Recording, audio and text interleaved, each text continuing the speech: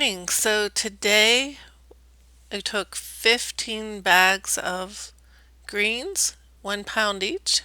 So that's 15 pounds of greens.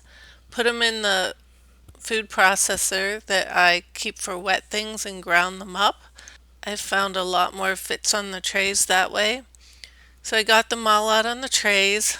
Ended up to be about 8 trays worth. And here we are, we pre-froze them.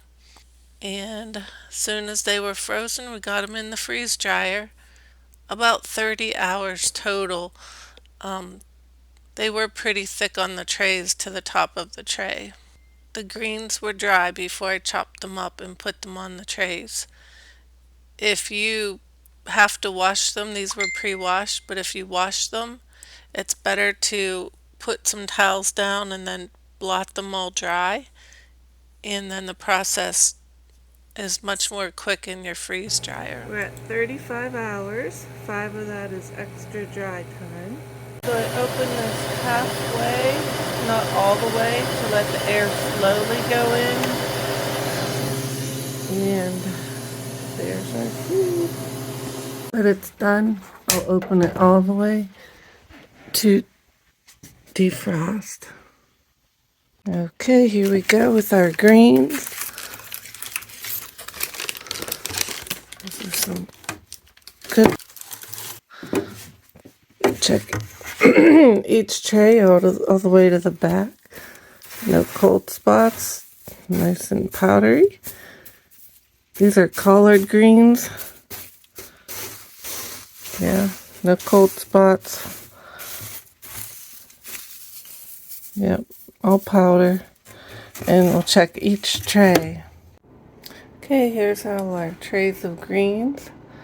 And we're going to put them into the blender, make them a fine powder, and they'll go into a bag.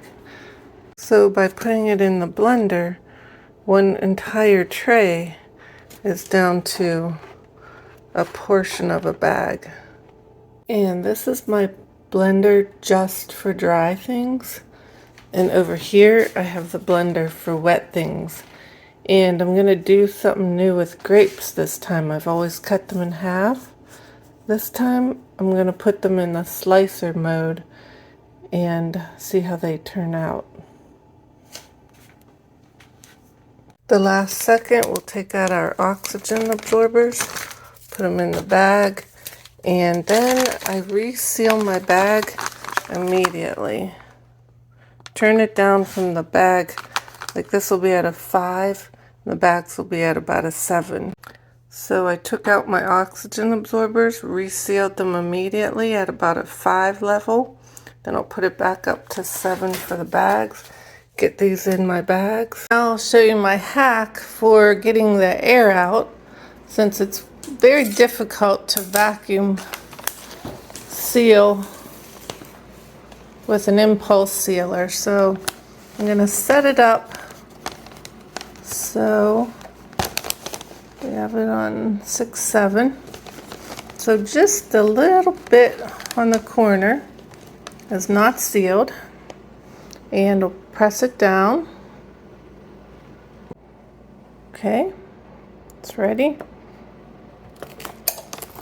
And in this little bit of a hole, I put my straw. But first I'm going to shake this evenly around so it's nice and flat. Don't aspirate your if it's little flakes. Okay, then hold it tight around here, suck out the air.